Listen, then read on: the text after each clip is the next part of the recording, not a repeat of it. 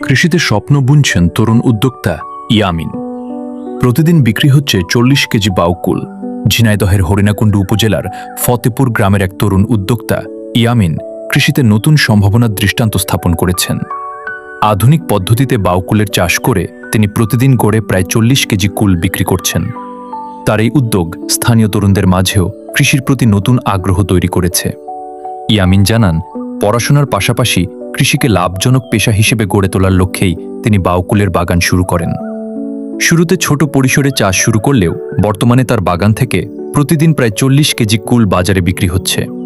স্থানীয় বাজারে তার উৎপাদিত কুলের চাহিদাও বেশ ভালো। ইয়ামিন বলেন, সঠিক পরিচর্যা ও আধুনিক কৃষি পদ্ধতি ব্যবহার করলে কুল চাষ খুবই লাভজনক হতে পারে। তরুণরা চাইলে কৃষিকে পেশা হিসেবে নিয়ে সফল হতে পারে। ইয়ামিনদের পরিবারও শিক্ষিত ও সম্মানিত। 4 ভাইয়ের মধ্যে বড় ভাই আল আমিন একজন ফরেস্ট রেঞ্জার অফিসার হিসেবে কর্মরত। সাজে ভাই ডাক্তার রুহুল আমিন হরিণাকুণ্ডু উপজেলা স্বাস্থ্য কমপ্লেক্সে সহকারী সার্জন হিসেবে দায়িত্ব পালন করছেন। আর ছোট ভাই নাহিদ হাসান আর্মি মেডিকেল কলেজে 4র্থ বর্ষে অধ্যয়নরত।